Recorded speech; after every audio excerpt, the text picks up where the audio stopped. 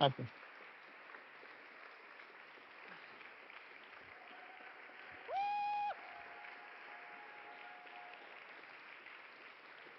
Thank you.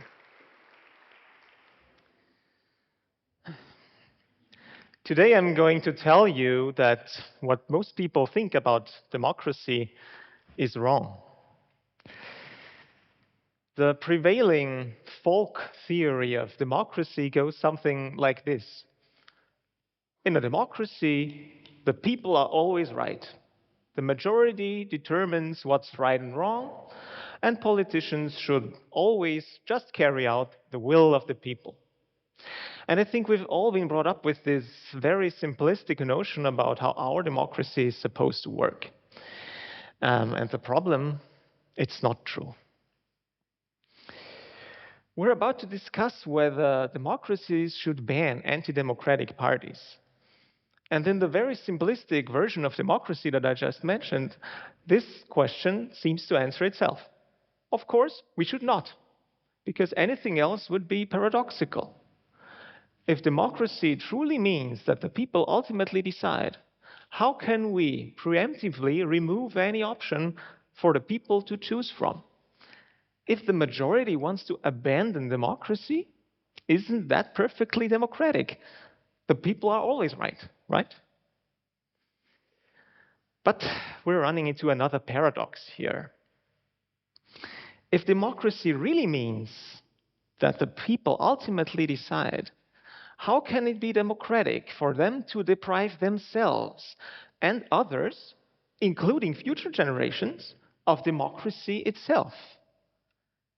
Can democracy genuinely include the contradiction of using democratic rights against democratic rights?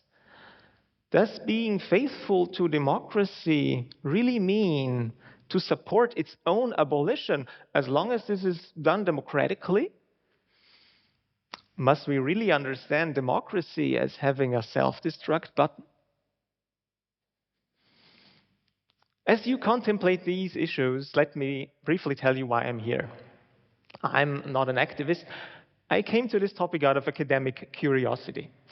When I finished my law degree 10 years ago, I was facing the decision of either looking for jobs right away or pursuing a PhD at university.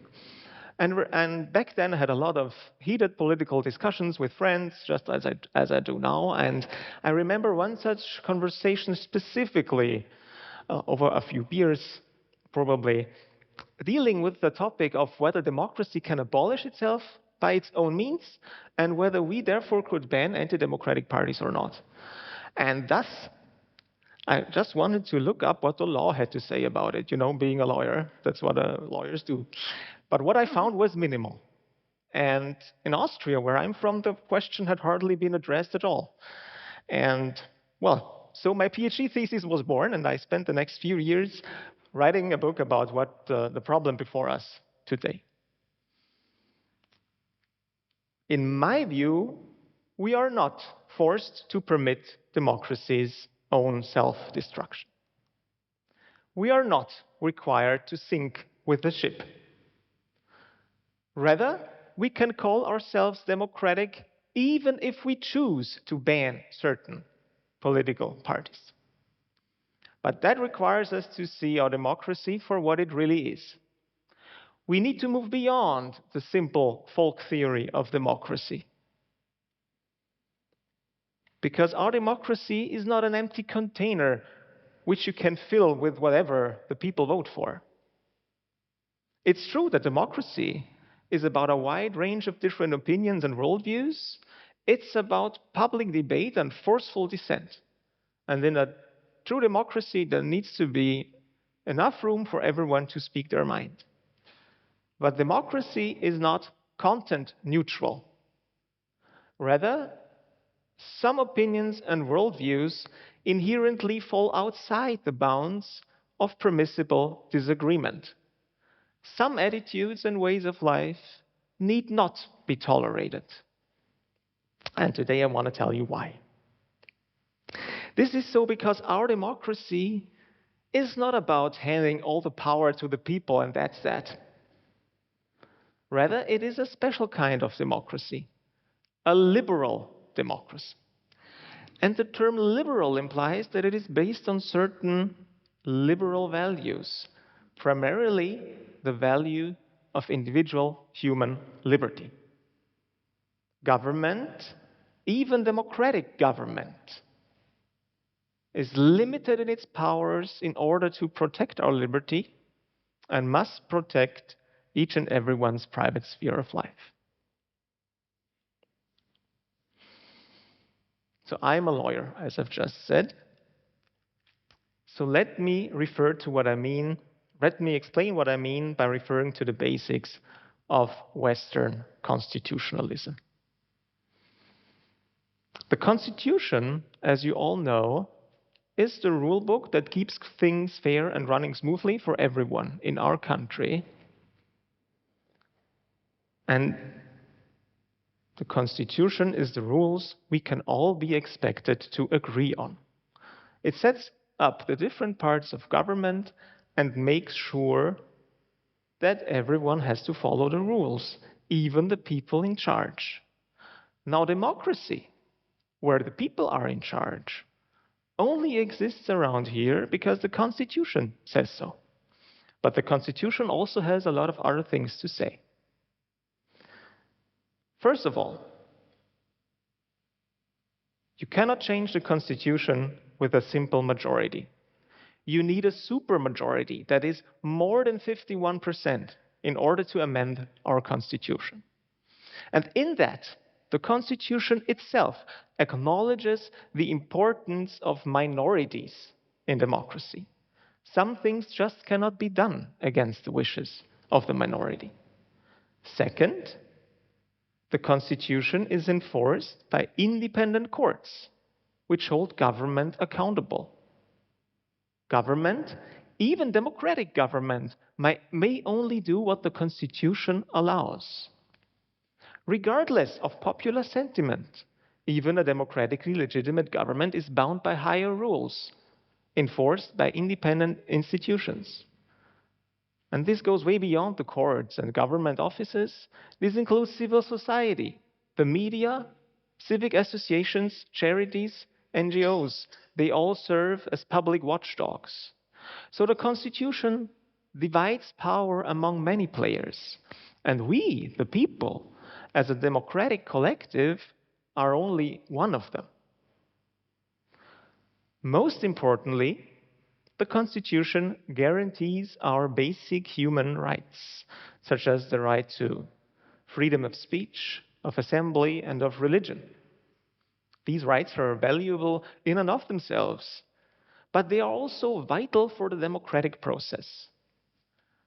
If we couldn't speak openly and meet freely, there would be no liberal democracy in the way we want to defend it. If we couldn't found newspapers and associations, there would be no civil society to speak of. Human rights protect the universal value of individual human liberty, and thus it promotes pluralism and diversity, because they allow everyone to flourish in their own way. But human rights do not entail limitless tolerance. They don't entitle you to take away the rights of others, and they don't cover attempts to get rid of them. So to recapitulate, our democracy is like a table with three legs.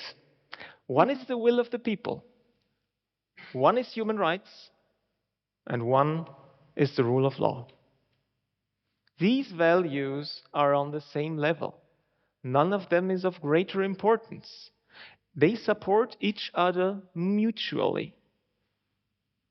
And if you take one leg away, the table falls over. If we acknowledge that, it becomes clear that liberal democracy cannot and should not be open to every conceivable worldview or political opinion. racial purity tests, slavery, forced conversion, dictatorship. All of these things may well be supported by a majority, but they violate the other two basic principles of liberal democracy: the rule of law and human rights. These values come as a package from which you cannot pick and choose. Therefore, you're not allowed to turn one of them against the other. While the simplistic version of democracy might condone this, liberal democracy demands much more than just majority support. It demands adherence to the principles of the rule of law and human rights. So is it anti-democratic to ban an anti-democratic party? My answer is no.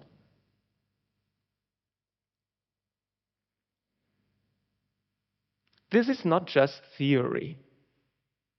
We have already chosen this path.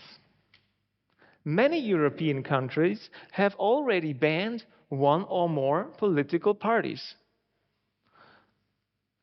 The fascist and the Nazi party have been banned in Austria, Italy, Germany, but also in France or in the Netherlands.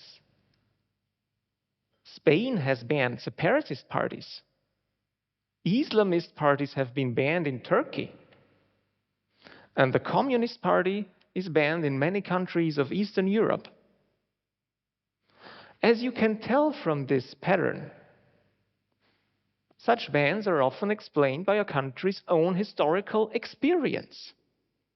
We derive part of our collective national identity by the things we have overcome, and we don't need to make the same mistake twice. When we say never again, we have to mean it. And this is a commitment that shows itself in many ways. One of them being the prohibition of certain political acts and political speech.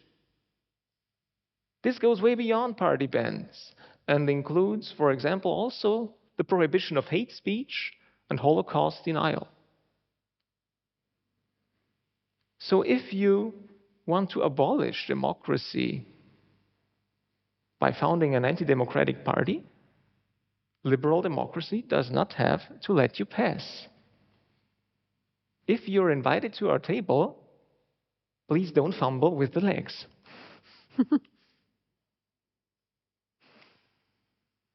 But Nazis are an easy case. The threats to our liberal democracy today are much harder to discern, because no one wants to abolish democracy outright. Rather, it seems that the democratic part of liberal democracy is pitted against its liberal part. Democracy is used as an excuse to attack rule of law and human rights. I'm sure you've all heard about illiberal democracy. Supposedly, it's a democracy, but without pluralistic media, without independent courts, and without effective human rights protection. The last decade saw Russia, Turkey, and Hungary all move in this direction. They claim to be democracies, but that's actually not the point. They pride themselves in having left everything behind that makes this democracy liberal, and that's the real problem. So with our definition of liberal democracy at hand, let's revisit the paradoxes I mentioned earlier. As I've said, liberal democracy consists of the will of the people, the rule of law, and human rights. These values come as a package from which you cannot pick and choose, as I've said. Therefore, you're not allowed to turn one of them against the other. If you're invited to our table, please don't break one of the legs away. We are not required to sink with the ship. Democracy doesn't come with a self-destruct button. And sometimes this means banning anti-democratic parties. So we have to be honest. We need to move beyond the simplistic folk theory of democracy and embrace all the complexities that liberal democracy puts before us. Defending democracy against itself demands tough choices. Just because we're entitled to do so, we should not feel too emboldened. Banning anti-democratic parties is not about getting rid of legitimate dissent. You don't get to ban a party just because you don't agree with it. There will always be voters and politicians that we feel are uninformed, irrational, prejudiced, dangerous. But the values of liberal democracy demand that we endure as much as possible those with whom we disagree.